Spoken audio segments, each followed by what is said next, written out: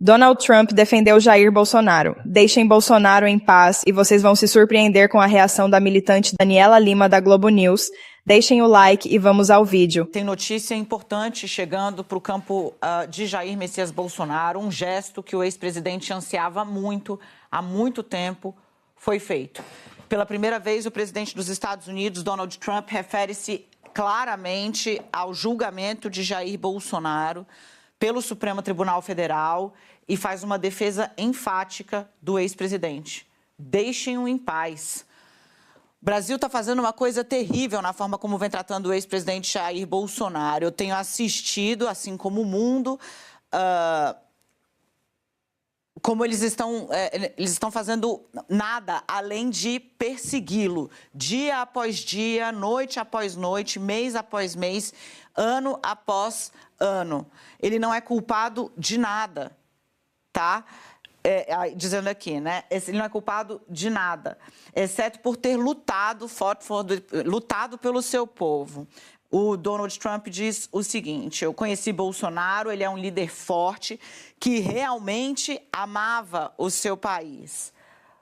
Além disso, era um negociador muito duro, ele diz aqui, né, nas questões tarifárias.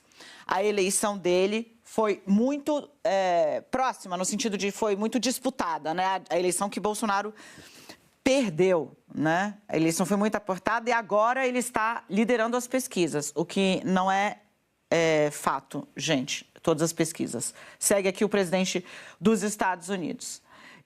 Isso, ou seja, né, o que está acontecendo não é nada além de perseguição política, ataque a um oponente político, algo que eu conheço muito bem. Ele disse: aconteceu comigo por 10 vezes e agora o país está...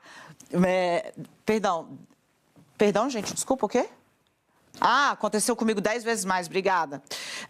E aqui ele diz ainda que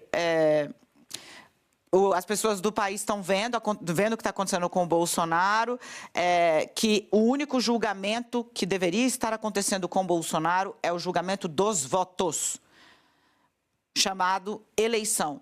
Leave Bolsonaro alone, deixem Bolsonaro em paz. Uma apuração que eu fiz sobre essa articulação feita pelo deputado Eduardo Bolsonaro e também pelo jornalista Paulo Figueiredo. Os dois atuaram nos Estados Unidos para conseguir essa declaração do presidente americano. Guga tem um pouco de informação sobre isso também. Dividindo, eles tiveram contato com cerca de 40 deputados, pouco mais de 40 parlamentares, na verdade, antes mesmo da posse de Trump e depois da posse de Trump. Entre eles, Guga, Chris Smith, de Nova Jersey, Maria Salazar, da Flórida, Rich McCormick, da Geórgia, e Mike Lee, senador por Utah.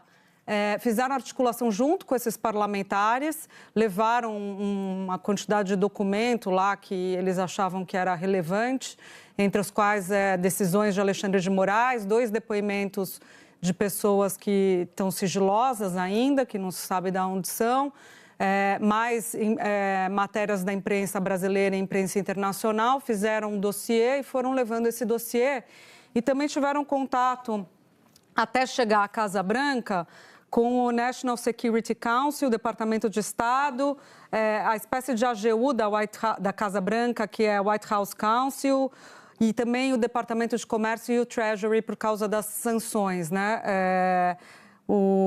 Além disso, eles tinham a expectativa, de acordo com o que eu apurei, que a Casa Branca, leia-se Trump, fosse se manifestar sobre o caso de Bolsonaro na semana em que houve o ataque de Israel ao Irã, que foi a semana em que eles foram à Casa Branca.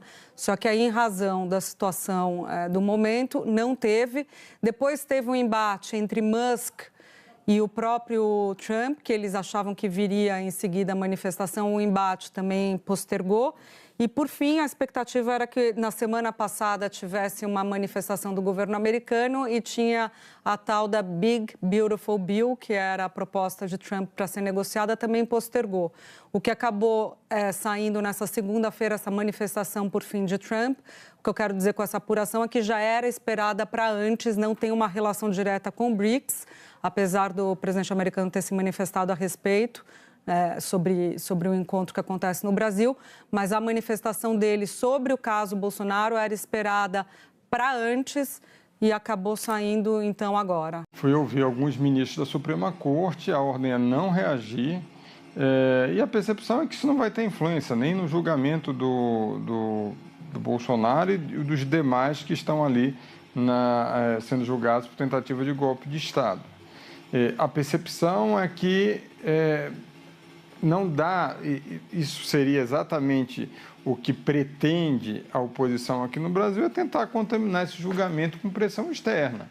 E é isso que o Supremo está blindando, não deve ter nem reação. A reação acabou sendo institucional, a percepção é que tinha que ser pelo presidente da República, que foi feito.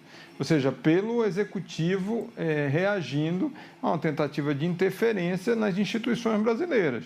E foi feita pelo presidente Lula. É lógico, quando o presidente Lula faz isso também baseado naquilo que a gente estava conversando agora há pouco, que é o seguinte, também fazer um contraponto ao Trump, porque interessa ao presidente Lula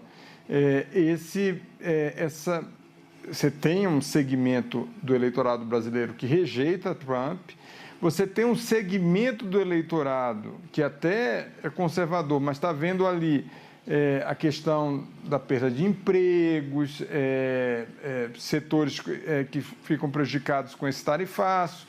Então, tudo isso acaba dando um sentimento, os ataques do Trump ao Brasil como um todo, em alguns momentos, acaba dando um sentimento de maior unidade. E isso vai sendo utilizado nesse contraponto pelo presidente Lula. Veja, ele faz questão de reagir de viva voz a dois posts do Trump no dia de hoje.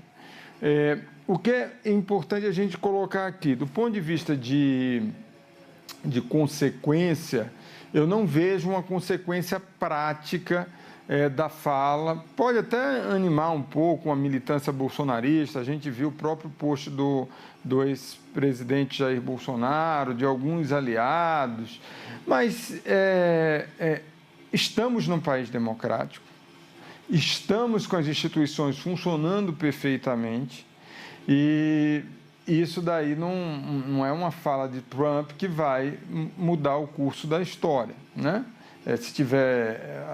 Se as provas forem julgadas pertinentes, todo o material probatório, a denúncia que já foi aceita pelo Supremo Tribunal Federal for julgada procedente, você pode ter um caminho, que é um caminho da justiça brasileira. Agora, essa fala do presidente Lula, ele tem uma falha pessoal dele, que na semana passada ele esteve na Argentina, esteve em Buenos Aires, e aí ele coloca Cristina livre, ou seja, ele apresenta uma plaquinha que tinha sido dada pelo Adolfo Pérez Esquivel, que é o Prêmio Nobel da Paz argentino, e aí ele bota Cristina livre. Quando ele faz isso, ele está criticando um julgamento que aconteceu dentro das instituições democráticas da Argentina. Então, ao fazer de alguma forma, uma interferência também na justiça de lá. Ele estava indo participar do Mercosul. Não estou nem questionando a visita que ele fez para prestar solidariedade à Cristina, mas sim a forma que ele reagiu quando bota uma placa dessa, faz uma crítica direta ao resultado do julgamento. Então, esse tipo de atitude lá acaba enfraquecendo o discurso agora de reação ao Trump. Mas para o Trump ele reage, diz que as instituições aqui funcionam, mas na Argentina ele acaba criticando as instituições. Então, isso tem que ser ponto de reflexão do próprio presidente Lula, porque a melhor forma de defender a democracia brasileira é, de fato, atuando sempre no sentido de respeitar as instituições. inclusive de países democráticos vizinhos. Deixe nos comentários a sua opinião, que é muito importante, e deixe o like para alcançar mais pessoas, compartilhe o vídeo para ajudar meu canal e inscreva-se.